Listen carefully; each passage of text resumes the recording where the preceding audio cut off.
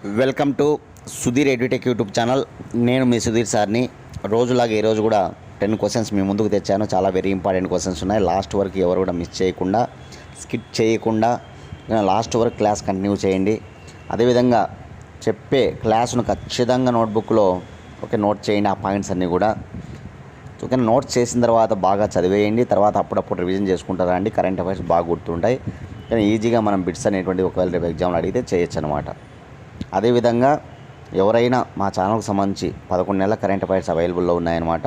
2022 October నెల నుంచి 2023 August నెల వరకు ఈ 11 నెలల కరెంట్ అఫైర్స్ కావాలనుకుంటే కనుక 8186006848 అనే నెంబర్కి ఫోన్పే చేసి అదే నెంబర్కి స్క్రీన్ షాట్ పెట్టండి. 24 గంటల లోపల ఆ పీడిఎఫ్ ఫైల్ పంపిస్తాం. డే టు విత్ ఎక్స్ప్లెనేషన్తో కూడినటువంటి కరెంట్ అఫైర్స్ అనమాట. ఓకేనా, చాలా ఉపయోగపడతాయి. అందరూ కూడా ఇట్లా ఇది చేసుకోండి. కేవలం 100 రూపాయలకు 11 నెలల కరెంట్ అఫైర్స్ అందజేస్తూ ఉన్నాం. రానున్నటువంటి ఎస్ఐ, కానిస్టేబుల్, జేఎల్, డిఎల్, అదేవిధంగా గ్రూప్ 2, ఇకపోతే మన గ్రామ సచివాలయము, ఎస్ఎస్సి ప్రిపేర్ అయ్యే వాళ్ళకి, రైల్వేకి ప్రిపేర్ అందరికీ ఉపయోగపడతాయి అన్నమాట. ఓకేనా, కాబట్టి ఇట్లా ఇది చేసుకోండి. ఓకే, ఫస్ట్ క్వశ్చన్ చూద్దాం. సాగర గర్భంలో అన్వేషణ కోసం భారత ప్రభుత్వం చేపట్టనున్న సముద్రయాన్ మిషన్లో భాగంగా ఏ క్యాప్సూల్ వాడనున్నారు? చాలా వెరీ ఇంపార్టెంట్. ఓకేనా, సాగర గర్భం అంటే సముద్ర అన్వేషణ, సాగర అన్వేషణ. ఓకేనా, దీనికోసం భారత ప్రభుత్వం చేపట్టిందనమాట. ఆ మిషన్ పేరు సముద్రయాన్. మిషన్ పేరు కూడా గుర్తుపెట్టుకోవాలి. ఇక్కడ సముద్రయాన్ ప్రాజెక్టు పేరు ఏంటంటే సముద్రయాన్ ప్రాజెక్టు లేదా సముద్రయాన్ మిషన్ అంటారు.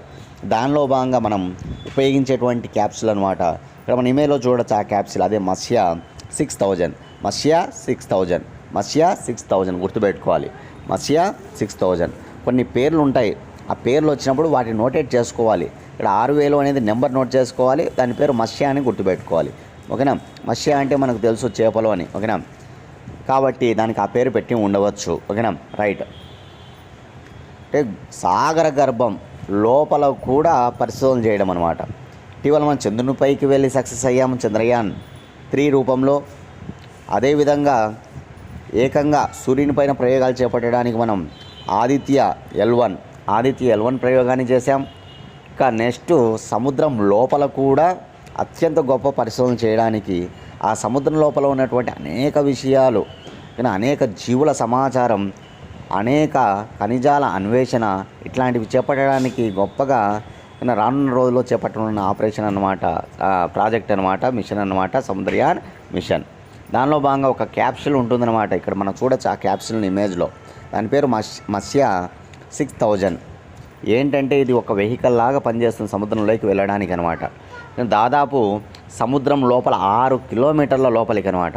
6 కిలోమీటర్ల లోపలికి వెళ్ళగలదనమాట. ఇది 6 కిలోమీటర్లు అంటే 6000 మీటర్లు. అందుకే దానికి 6000 అని పెట్టారనమాట. మత్స్య 6000 అంటే కనుక మత్స్య అనేటువంటిది 6000 మీటర్ల లోతుకు వెళ్ళి పరిశోధనలు చేయగలదనమాట. 1 కిలోమీటర్ అంటే 1000 మీటర్లు. ఇట్లా 6 కిలోమీటర్ల లోపలికి లేదా 6000 మీటర్ల లోపలికి వెళ్ళి పరిశోధన చేయడం అనమాట. ఈ క్యాప్సూల్లో నేవీ ఆఫీసర్స్, నేవీకి చెందినటువంటి పరిశోధకులు ఒక 3 పంపబడతారనమాట లోపలికి. ఓకేనా, ఈ క్యాప్సూల్లో నేవీకి చెందినటువంటి వాళ్ళు, పరిశోధకులు, శాస్త్రవేత్తలు ఉంటారు కదా, వాళ్ళు లోపలికి వెళ్ళబడతారు.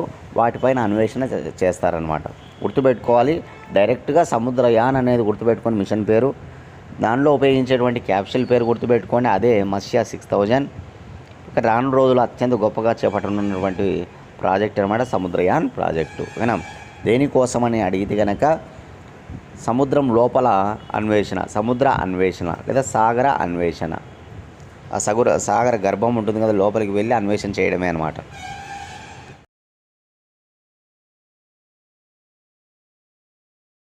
Second question. చైనా బెల్ట్కు ధీటుగా G20 వేదికపై ఆమోదించబడ్డ క్యారిడార్ ఏది? చాలా చాలా ఇంపార్టెంట్ అనమాట. G20 వేదికపై జరిగినటువంటి విషయాల్లో అతి ముఖ్యమైనటువంటి ఒక అంశం అన్నమాట ఇది. అదే చాలా గొప్పగా ఒక క్యారిడార్ అనమాట. ఒక క్యారిడార్ అంటే రహదారి.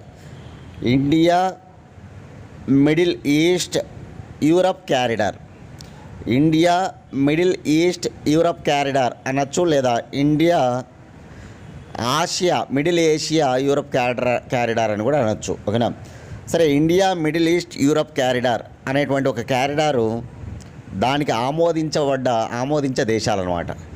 India, Saudi Arabia, United Arab Emirates, Jordan, Israel, European Union. చాలా వెరీ ఇంపార్టెంట్ దేశాలు నోట్ చేసుకోవాలి. ఆమోదించిన దేశాలు, ఈ క్యారిడార్కు ఆమోదించిన దేశాలు ఏంటి అంటే కనుక India, United Arab Emirates Arab country అన్నమాట ఇది. సౌదీ అరేబియా ఇది కూడా అరబ్ కంట్రీనే. జోర్డాన్, ఇజ్రాయిల్ మరియు యూరోపియన్ యూనియన్ ఇవన్నీ కలిపి ఆమోదం తెలిపాయన్నమాట. క్యారిడార్ పేరు నోట్ చేసుకోవాలి అందరూ కూడా. India Middle East Europe corridor లేదా India Middle Asia Europe corridor. అంటే ఇండియా నుంచి ఒక క్యారిడార్, ఒక రహదారి అన్నమాట. అంటే నావికా రహదారి, ఇది నౌకా రహదారి. ఓకేనా, గుర్తుపెట్టుకోవాలి అందరూ కూడా. అదేవిధంగా మరొకటి రైలు మార్గం కూడా. రైళ్ళు మరియు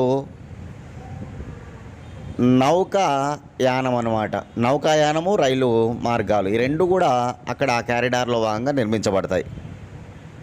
రైలు మార్గాలు మరియు నౌకా మార్గాలు, రైలు మార్గాలు మరియు నౌకా మార్గాలని గుర్తుపెట్టుకోవాలి. ఇండియా నుంచి యూరప్ ఖండం వరకు ఈ రైలు మార్గాలు అనేటువంటివి నిర్మించబడతాయి, నౌకా మార్గాలు నిర్మించబడతాయి. దీనివల్ల అతి తక్కువ ఖర్చు, వాణిజ్యం బాగా పెరగడం ఇవన్నీ కూడా జరుగుతుందన్నమాట. ఓకే, నౌకాయానాన్ని పరంగా అతి తక్కువ ఖర్చు మరియు అదేవిధంగా వాణిజ్యం బాగా డెవలప్ అవుతుంది. ఈ క్రమంలో ఏర్పాటు చేసినటువంటి క్యారిడార్ దేనిలో భాగంగా ఇది ఆమోదించబడిందంటే G20 సమావేశంలో భాగంగా. నిన్నటి సమావేశంలో మనం చెప్పుకున్నాం ఏమని, జీవ ఇంధన కూటమి అని. ఓకేనా, గుర్తుపెట్టుకోవాలి. Global biofuel alliance, global biofuel అలయన్స్ను ఏర్పాటు చేసింది. ఇదే G20 వేదికపై ఓకేనా ఈ బయోఫ్యూయల్ అలయన్స్ అనేటువంటిది ఒకటి ఏర్పడింది అన్నమాట, కొత్త కూటమి. అందులో 9 దేశాలు సభ్య దేశాలుగా, 2 పరిశీలక దేశాలుగా ఉన్నాయని చెప్పుకున్నాం. మీరేం చేయాలంటే ఆ 9 దేశాలు ఏంటి, పరిశీలక దేశాలు 2 ఏంటి అనేది కామెంట్ బాక్స్లో తెలియజేయండి. ఎక్కడికక్కడ మర్చిపోకూడదు, వెరీ ఇంపార్టెంట్ అంశాలు G20 విషయాలు. కాబట్టి ఆ దేశాలన్నీ చూసుకోవాలి. అదేవిధంగా చైనా బెల్ట్కు దీటుగా G20 వేదికపై ఆమోదించబడ్డ corridor India Middle East Europe corridor అన్నమాట. ఈ క్యారిడార్కి సంబంధించి ఏ దేశాలు ఆమోదం తెలిపాయి అనేది కూడా నోట్ చేసుకుని బాగా చదివేయాలి. ఏ దేశాలని చెప్పాను నేను, India, United Arab Emirates, Saudi Arabia, Israel, అదేవిధంగా జోర్డాన్ మరియు యూరోపియన్ యూనియన్ దేశాలు, యూరప్ దేశాలు అన్నమాట. చాలా వెరీ ఇంపార్టెంట్.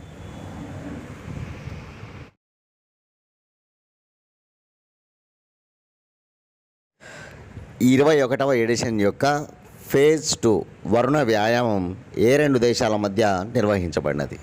ఏ 2 దేశాల మధ్య నిర్వహించబడింది వరుణ వ్యాయామం అంటే కనుక ఇండియా, ఫ్రాన్స్. చూడండి, ఎక్సర్సైజ్ పేరు నోట్ చేసుకోవాలి. వరుణ ఎక్సర్సైజ్, వరుణ వ్యాయామం. ఓకేనా, ఈ సంవత్సరం జరిగేటువంటిది 21వ ఎడిషన్ అన్నమాట. 21వ ఎడిషన్ ఇది ఫేజ్ 2 అనమాట. అంటే మొదటి దశ జనవరిలో అయిపోయింది, ఇప్పుడు 2వ దశ అనమాట. ఓకేనా, ఏ 2 దేశాలు పార్టిసిపేట్ చేస్తాయి అంటే మాత్రం ఇండియా, ఫ్రాన్స్. వరుణ వ్యాయామంలో పార్టిసిపేట్ చేసే దేశాలు ఇండియా, ఫ్రాన్స్ అనమాట. ఇక అరేబియా మహాసముద్రంలో నిర్వహించబడ్డాయి, ఇది నావికా వ్యాయామం. అరేబియా మహాసముద్రంలో నిర్వహించబడ్డాయి. ఇది ఎటువంటి వ్యాయామం అంటే కనుక ఒక నావికా వ్యాయామం, నేవీ ఎక్సర్సైజ్ అనమాట. నేవీ ఎక్సర్సైజ్ గుర్తుపెట్టుకోవాలి. ఇండియాకు చెందినటువంటివి, ఫ్రాన్స్ దేశానికి చెందినటువంటి 2 కూడా పార్టిసిపేట్ చేస్తాయన్నమాట. గొప్ప గొప్ప ఎయిర్ క్రాఫ్ట్లు, సమగ్ర హెలికాప్టర్లు, అదేవిధంగా మిస్సైల్ గైడెడ్ ఫ్రీగేట్లు ఇవన్నీ కూడా పార్టిసిపేట్ చేయడం జరిగిందనమాట. 2 దేశాలకు చెందినటువంటివి గుర్తుపెట్టుకోవాలి. చూడండి, సైనిక వ్యాయామాలు ఉంటాయి, నేవీ వ్యాయామాలు ఉంటాయి, ఎయిర్ ఫోర్స్ వ్యాయామాలు కూడా ఉంటాయి. త్రివిధ దళాల వ్యాయామాలు సపరేట్గా ఉంటాయి. సైనిక వ్యాయామాలు చాలా ఎక్కువ ఉంటాయి అన్నమాట.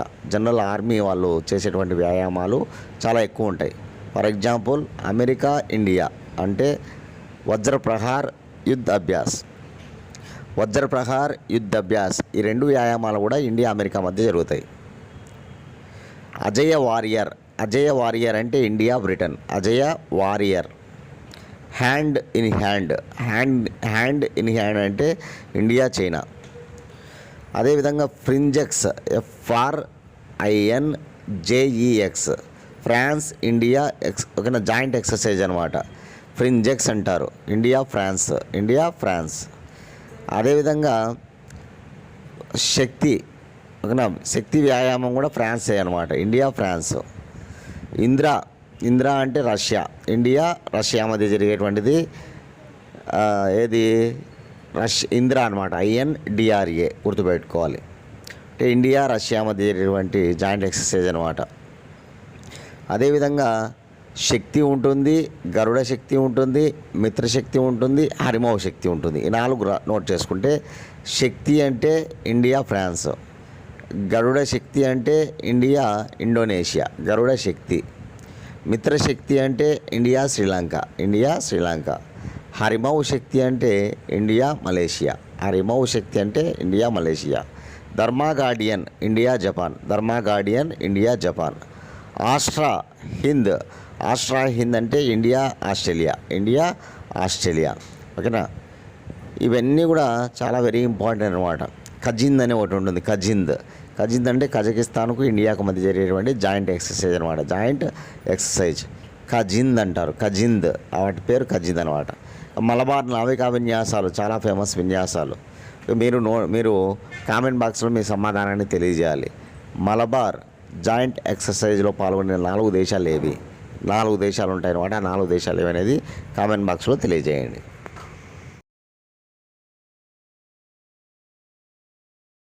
దేశంలోనే తొలిసారిగా ఏ రాష్ట్రంలో భూగర్భంలో ట్రాన్స్ఫార్మర్ను ఏర్పాటు చేశారు?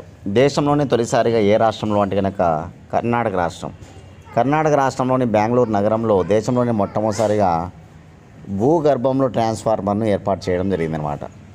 దేశ చరిత్రలోనే ఇది మొదటిసారి అనమాట. ఇక్కడ చూస్తున్నాం మన ఇమేజ్లో. ఇక్కడ ఉన్నటువంటి ట్రాన్స్ఫార్మర్ అంతా కూడా అది భూగర్భంలోనే ఉన్నటువంటిది అనమాట. ఓకేనా. అండర్ గ్రౌండ్ భూగర్భంలో ఏర్పాటు చేసినటువంటి ట్రాన్స్ఫార్మర్ అనమాట. ఒక విద్యుత్ పంపిణీని ప్రజలకు సురక్షితంగా అందించడం కోసం చేపట్టినటువంటి ఒక కార్యక్రమంగా వీళ్ళు చెప్తూ ఉన్నారు. కాబట్టి గుర్తుపెట్టుకోవాలి. 500 కిలోవాట్ల సామర్థ్యం కలిగినటువంటిది ఇదనమాట. 500 కిలోవాట్ల సామర్థ్యం కలిగి ఉంటుందంట. అదేవిధంగా 1.98 కోట్లు దీనికోసం ఖర్చు చేయడం జరిగిందంట. 1.98 కోట్లు దీనికోసం ఖర్చు చేయడం జరిగిందనమాట. ఇదంతా అవసరం లేదు ఖర్చు ఇవన్నీ కూడా. దేశంలోనే తొలిసారిగా ఏ రాష్ట్రంలో భూగర్భంలో ట్రాన్స్ఫార్మర్ అనేది మాత్రం గుర్తుపెట్టుకోవాలి. కర్ణాటకలోని బెంగళూరులో. సూపర్లేటివ్ టాపిక్స్ మొట్టమొదటి అంశాలన్నీ కూడా ఒక చోట నోట్ చేసుకుంటూ రావచ్చు మనం. ఓకేనా. మనం ఇటీవల చూస్తే ఒరిస్సా రాష్ట్రంలో మొట్టమొదటిసారిగా ప్రాంతీయ భాషలో యాంకర్ అనమాట. రోబో యాంకర్ ఓకేనా మనకి చదవడం జరిగిందనమాట. ఓకే. ఆ యాంకర్ పేరు లీసా అని మనం చెప్పుకున్నాం. దేశ చరిత్రలోనే మొట్టమొదటిసారిగా ప్రాంతీయ భాషల్లో ఒక రోబో యాంకర్ అనమాట. ఆ రోబో యాంకర్ పేరు లీసా. OTV ఒరిస్సా టీవీలో యాంకర్ అనమాట. అదేవిధంగా మనం బెంగళూరులో చెప్పుకున్నాం. దేశంలోనే మొట్టమొదటిసారిగా 3D పోస్ట్ ఆఫీస్ అని బెంగళూరులో. దేశంలోనే మొట్టమొదటిసారిగా 3D పోస్ట్ ఆఫీస్ బెంగళూరు. అదేవిధంగా దేశ చరిత్రలోనే మొట్టమొదటిసారిగా టీచింగ్ ఒక రోబో టీచర్ అనమాట. రోబో టీచర్ కూడా బెంగళూరే అనమాట. గుర్తుపెట్టుకోవాలి. దేశంలోనే మొట్టమొదటిసారిగా రోబో టీచర్ పాఠాలను చెప్పేటువంటి టీచర్ రోబో అనమాట. మొట్టమొదటిసారిగా అది ఎక్కడంటే అది కూడా బెంగళూరే. 3D post office బెంగళూరే. ఇప్పుడు భూగర్భ ట్రాన్స్ఫార్మర్ కూడా బెంగళూరే అనమాట. ఒరిస్సా అంటే కనుక రోబో యాంకర్ ప్రాంతీయ భాషల్లో చదివేటువంటి యాంకర్ అనమాట. ఓకేనా. ఒరిస్సాలో ఒడియా భాషలో. ఇక మనం చూస్తే కనుక తెలంగాణ రాష్ట్రంలో దేశంలోనే తొలిసారిగా సోలార్ రూఫ్ సైకిల్ ట్రాక్ అనేటువంటిది వార్తలు నిలిచిందన్నమాట. ఇటీవల మనం చూసాం. ఇక్కడ తెలంగాణ రాష్ట్రంలో దేశంలోనే మొట్టమొదటిసారిగా. ఓకే. దేశంలోనే తొలిసారిగా అల్పాహార పథకం. దేశంలోనే మొట్టమొదటిసారిగా స్కూలు విద్యార్థులకు మార్నింగ్ పూట కూడా అల్పాహారం అందించేటువంటి విధంగా కార్యక్రమం అనమాట. అది కూడా తమిళనాడు. ఇవన్నీ కూడా మనం చూసాం. దేశంలోనే మొదటిసారిగా అనేటువంటి విషయాలు చాలా వెరీ ఇంపార్టెంట్.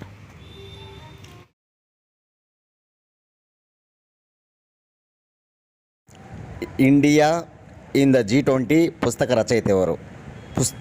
పుస్తకాలలో నోట్ చేసుకోండి. ఇండియా ఇన్ ద G20 పుస్తక రచయిత Manjit Manjit Kripalani.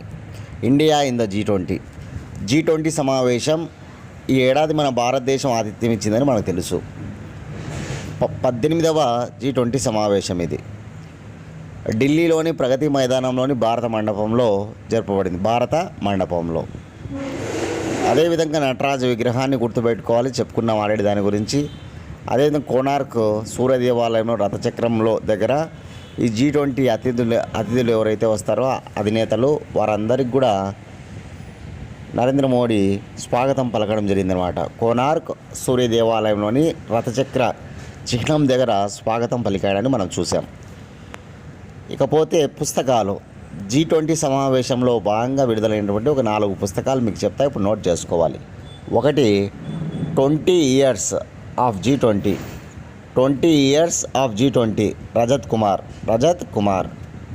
Second India in the G20 ఎవరు? Manjit Kripalani. Third India and the G20 Sonal Raghuvanshi. Next fourth G20 and 2023 V Srinivas. ఈ 4 పుస్తకాలు ఒక చోట నోట్ చేసుకోండి. సెప్టెంబర్ నెలలో ముఖ్యంగా నోట్ చేసుకోండి పుస్తకాలన్నీ కూడా, ఓకేనా? Very important.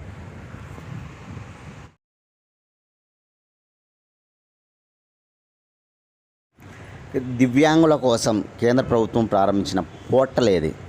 పోర్టల్స్ కూడా ఎగ్జామ్స్లో అడుగుతారు, చాలా వెరీ ఇంపార్టెంట్ అనమాట. పోర్టల్స్ గుర్తుపెట్టుకోవాలి, ఓకేనా? దివ్యాంగుల కోసం కేంద్ర ప్రభుత్వం ప్రారంభించిన పోర్టల్ పిఎం దక్ష్ అనేటువంటి పోర్టల్ ప్రారంభించిందనమాట. మనం ఇమేజ్లో కూడా చూడొచ్చు నరేంద్ర మోడీ, ఆ పక్కన పిఎం దక్ష్ అని రాయబడింది. పిఎం దక్ష్ యోజన అనేటువంటి స్కీమ్లో భాగంగా ఈ దివ్యాంగులకి ఆసరా కల్పించడం కోసం మరియు వారి కాళ్ళపైన వాళ్ళు నిలబడేందుకు వారికి ఓకేనా ఉపాధి కల్పన అనేక విషయాలన్నమాట. ఈ పోర్టల్లో భాగంగా దివ్యాంగులకి మేలు జరిగేటువంటి విధంగా అనేక విషయాలు అనేటువంటివి ఉంటాయన్నమాట. కాబట్టి ఇక్కడ పోర్టల్ పేరు గుర్తుపెట్టుకోవాలి, పిఎం దక్ష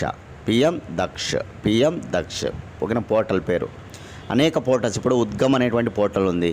ఇటీవలనే రిజర్వ్ బ్యాంక్ ఆఫ్ ఇండియా వాళ్ళు ఓకేనా క్లెయిమ్ చేయబడినటువంటి ఏవైతే డిపాజిట్లు ఉంటాయో వాటిని ట్రాక్ చేయడం కోసం ఉద్గమ్ అనేటువంటి పోర్టల్ను ఆర్బీఐ ప్రారంభించింది. అదే కేంద్ర ప్రభుత్వానికి సంబంధించినటువంటి ఒక పోర్టల్ కేంద్ర విద్యాశాఖ మంత్రి ధర్మేంద్ర ప్రధాన్ మరియు కేంద్ర విదేశాంగ మంత్రి జయశంకర్ ఇద్దరూ కలిసి ఎవరైనా విదేశీయులు మన భారతదేశంలో చదువుకోవడానికి ఆసక్తి చూపుతూ ఉంటారు కదా, వారికి మన భారతదేశంలో ఉన్నటువంటి స్టడీస్ పైన తెలుసుకోవడం కోసం ఒక పోర్టల్ ప్రారంభించారనమాట. ఆ పోర్టల్ పేరు స్టడీ ఇన్ ఇండియా, SII అనమాట, స్టడీ ఇన్ ఇండియా. అదేవిధంగా గుజరాత్ రాష్ట్ర ప్రభుత్వం సింహాలను ట్రాక్ చేయడం కోసం సిన్హ్ సూచన అనేటువంటి పోర్టల్ ఏర్పాటు చేసింది. సిన్హ్ సూచన. ఇట్లాంటి అనేక పోర్టల్స్ మనం నోట్ చేసుకుంటూ రావాలి, వెరీ ఇంపార్టెంట్, అడుగుతూ ఉన్నారనమాట, ఓకేనా? ఇప్పుడు మనకి మరొక పోర్టల్ దివ్యాంగుల కోసం, అదే పిఎం దక్ష్ అనమాట, ఓకేనా? పిఎం దక్ష్. ఇటీవల ఆంధ్రప్రదేశ్ ఆర్థిక మంత్రి బుగ్గన రాజేంద్రనాథ్ రెడ్డి స్కిల్ డెవలప్మెంట్ కోసం ఒక పోర్టల్ స్టార్ట్ చేశాడు. అది ఏమిటో నేను చెప్పాను, మీరు కామెంట్ బాక్స్లో మీ సమాధానాన్ని తెలియజేయండి, ఓకేనా?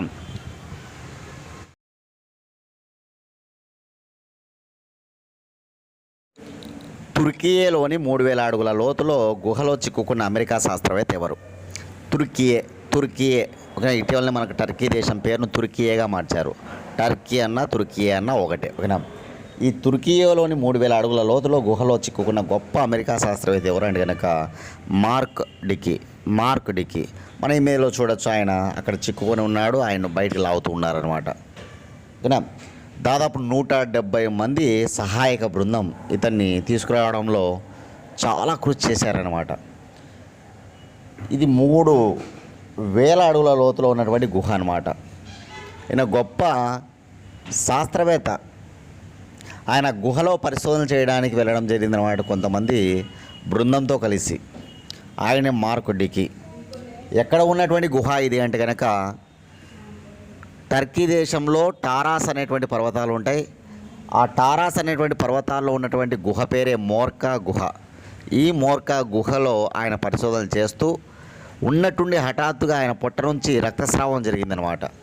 దానివల్ల ఆయన అస్వస్థతకు గురి కావడం జరిగింది. ఆ గుహలో అస్వస్థతకు గురిగా అయినటువంటి ఇతన్ని ఈ చాలామంది సహాయక బృందాలు అతన్ని బయటికి లాస్ట్కు చివరికి తీసుకొని రావడం జరిగిందనమాట. కాబట్టి గుర్తుపెట్టుకోవాలి, నా గొప్ప శాస్త్రవేత్త, అమెరికాకు చెందినటువంటి శాస్త్రవేత్త మోర్కా గుహలో చిక్కుకుపోవడం జరిగింది. మోర్కా గుహ ఏ పర్వతాల్లో భాగంగా ఉంది? టారాస్ పర్వతాల్లో. టారాస్ పర్వతాలు ఏ దేశంలో ఉన్నాయి? టర్కీ. టర్కీ అనగానే దాని పేరు ఇప్పుడు తుర్కీయే. ఈ తుర్కీయే దేశ రాజధాని అంకారా గుర్తుపెట్టుకోవాలి, రాజధాని అంకారా. తుర్కీయే దేశ భాష టర్కీస్.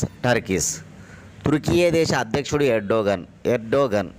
ఇటీవలనే మన G20 సమావేశాల్లో భాగంగా ఎర్డోగన్ మన భారతదేశానికి విచ్చేయడం జరిగింది. G20 సమావేశాలకి ఎర్డోగన్ ఈ టర్కీ అధ్యక్షుడు. తుర్కీయే భాష టర్కీస్ అనమాట. తుర్కీయే దేశ కరెన్సీ లీరా అని గుర్తుపెట్టుకోవాలి. ఓకే, చాలా వెరీ ఇంపార్టెంట్. ఇటీవలనే భూకంపం వచ్చిందన్నమాట తుర్కీ దేశంలో. ఆ భూకంప తీవ్రత ఎంత నమోదైంది మీరు కామెంట్ బాక్స్లో తెలియజేయండి. ఈ తుర్కీ దేశ భూకంప బాధితులను ఆదుకోవడానికి భారతదేశం చేపట్టిన ఆపరేషన్ దోస్త్ అంటే టర్కీ దేశంలో భూకంప బాధితులకి సహాయం అన్నమాట. ఆపరేషన్ దోస్త్ గుర్తుపెట్టుకోవాలి. ఆ తీవ్రత ఎంత అనేది మాత్రం మీరు కామెంట్ బాక్స్లో మీ సమాధానాన్ని తెలియజేయండి. నేను చెప్పాను ఆల్రెడీ ఇదివరకు.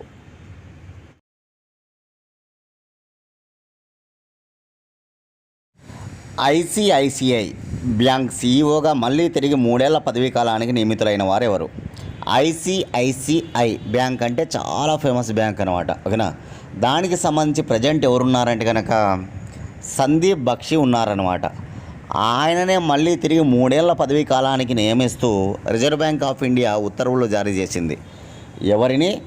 సందీప్ బక్షిని మళ్ళీ తిరిగి 3 ఏళ్ల పదవీ కాలానికి కొనసాగిస్తూ మళ్ళీ ఆయననే అనమాట. ఆల్రెడీ ఇప్పుడు ఆయనే ఉన్నాడు, మళ్ళీ తిరిగి ఆయన్నే కొనసాగిస్తూ ఓకేనా రిజర్వ్ బ్యాంక్ ఆఫ్ ఇండియా ఉత్తర్వులు జారీ చేయడం జరిగిందనమాట.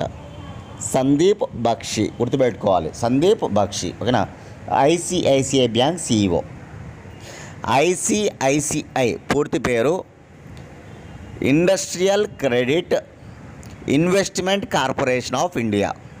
Industrial credit of investment corporation of India.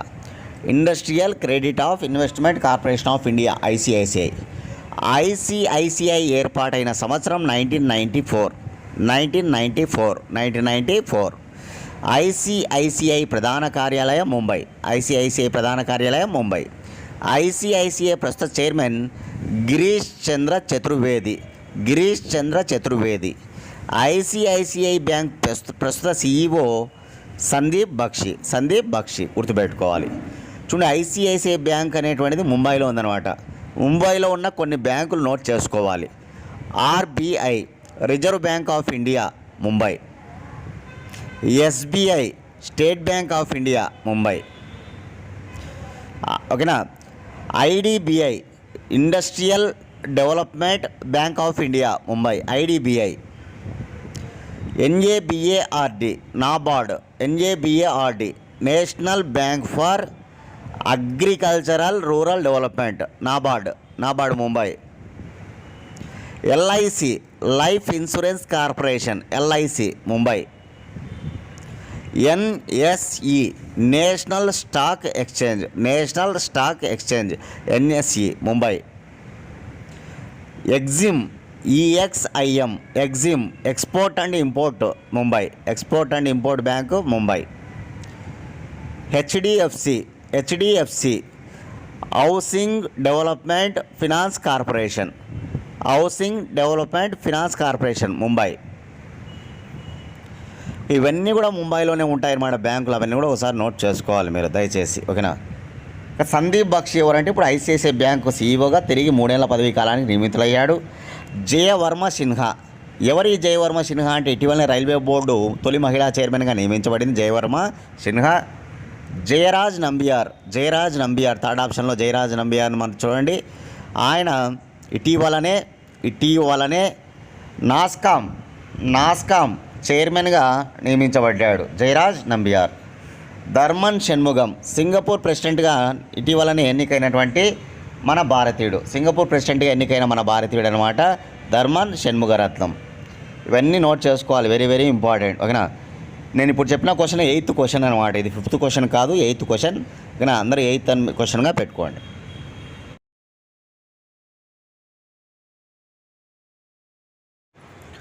9th question, G20 వేదికపై ఇండియన్ క్రాఫ్ట్ బజార్లో ఆంధ్ర చేనేత జౌళి శాఖ ఆధ్వర్యంలో ఏ స్టాల్ ఏర్పాటు చేశారు? చాలా important.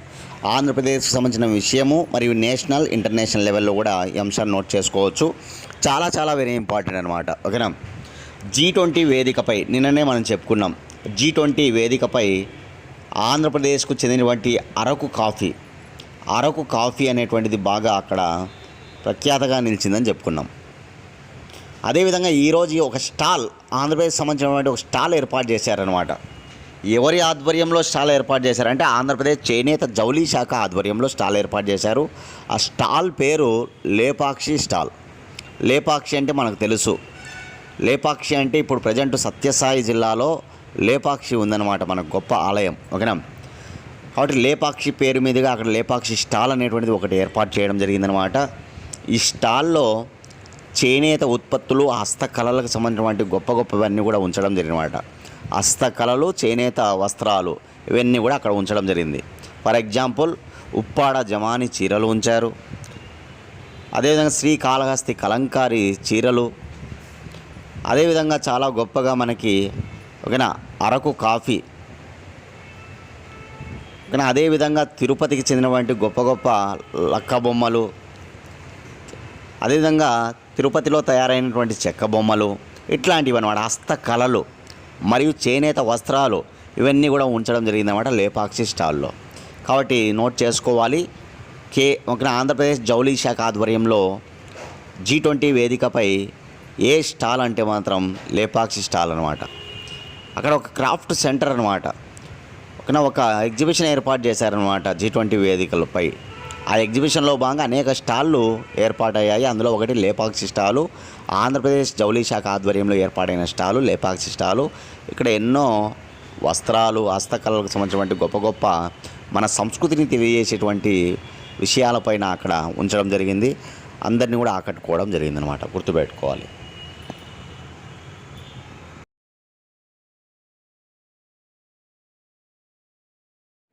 Tata Steel India Rapid Chess open 2023 విజేతగా ఎవరు నిలిచారు? Tata Steel India Rapid Chess open 2023 విజేతగా నిలిచిన వారు మాక్సిమీ వచీర్ లావ్రెగ్, ఫ్రాన్స్. ఈ మాక్సిమీ వచీర్ లావ్రెగ్ ఫైనల్లో తైమూర్ రజబోవ్ అజర్బైజాన్ ఇక్కడ ఇతనిపైన విజయం సాధించడం జరిగిందనమాట. చాలా వెరీ ఇంపార్టెంట్, గుర్తుపెట్టుకోవాలి. Maxime Vachier Lagrave winner, Teimour Radjabov runner. Maxime Vachier Lagrave France, Teimour Radjabov Azerbaijan అనమాట. ఓకేనా, ఇది భారతదేశానికి చెందినటువంటి చెస్ టోర్నీ అనమాట. Tata Steel India Rapid Chess Open అనేటువంటిది కోల్కతాలో జరిగింది, వెస్ట్ బెంగాల్లోని కోల్కతాలో జరిగిందనమాట. 10 మంది అంతర్జాతీయ చెస్ ప్లేయర్లు తలపడ్డారు. అందులో విన్నర్గా నిలిచిన వాడే మాక్సిమీ వచీర్ లావ్రెగ్, రన్నర్ వచ్చేసి తైమూర్ రజబోవ్. మన భారతీయుడైనటువంటి ధనుష్ బాబు ప్రజ్ఞానంద వచ్చేసి మనకి 3rd ప్లేస్లో నిలిచాడనమాట, గుర్తుపెట్టుకోవాలి. గోల్డ్ మెడల్ తీసుకున్న వాడేమో మాక్సిమీ, సిల్వర్ మెడల్ వచ్చేసి తైమూర్, బ్రాంజ్ మెడల్ వచ్చేసి ప్రజ్ఞానందకు దక్కడం జరిగిందనమాట. ఈ ట్రోఫీకి సంబంధించి గుర్తుపెట్టుకోవాలి. ప్రజ్ఞానంద ఇటీవల ఫైనల్లో ప్రపంచ చెస్ ట్రోఫీ, ప్రపంచ చెస్ కప్లో సంబంధించి ఈ ప్రజ్ఞానంద ఫైనల్లో ఓటమి చెందాడనమాట. రన్నర్గా నిలిచాడనమాట ప్రజ్ఞానంద. ఎవరిపైన ఓటమి చెందాడు, ఎవరు విన్నర్ అయ్యారు ప్రపంచ చెస్ కప్లో ఈ ఏడాది? ఓకే, మీరు సమాధానాన్ని తెలియజేయండి. అదేవిధంగా విశ్వనాథ్ ఆనంద్, మన భారతదేశంలో ఇంతవరకు నెంబర్ 1గా ఉన్నటువంటి విశ్వనాథ్ ఆనంద్ను వెనక్కి నెట్టినటువంటి మన భారతదేశ చెస్ ప్లేయర్ ఎవరు? గుర్తుపెట్టుకోవాలి. ఓకేనా, అతనే గుకేష్. విశ్వనాథ్ ఆనంద్ యొక్క ర్యాంకును చెరిపేశాడనమాట. మన భారతదేశ నెంబర్ 1గా ఇన్ని రోజులు ఉన్నటువంటి విశ్వనాథ్ ఆనంద్ను వెనక్కి నెట్టి భారతదేశానికి సంబంధించి మొట్టమొదటి ర్యాంకర్గా నిలిచాడనమాట. ఎవరంటే కనుక గుకేష్. ఓకేనా. ఫోర్త్ ఆప్షన్లో ఉన్నటువంటి గుకేష్, ఓకేనా, గుర్తుపెట్టుకోవాలి. ఇట్లాంటివన్నీ కూడా నోట్ చేసుకోవాలి. ఇవి ఇవాల్టి కరెంట్ అఫైర్స్. ఎవరికైనా కరెంట్ అఫైర్స్ కావాలనుకుంటే కనుక 8186006848 అనే నెంబర్కి 100 రూపీస్ ఫోన్పే చేసి అదే నెంబర్కి స్క్రీన్ షాట్ పెట్టండి. 24 గంటల లోపల మేము పీడిఎఫ్ ఫైల్ పంపిస్తాం. Date to date with explanation ఉంటే 11 నెలల కరెంట్ అఫైర్స్ అందజేయబడతాయి. ఓకేనా.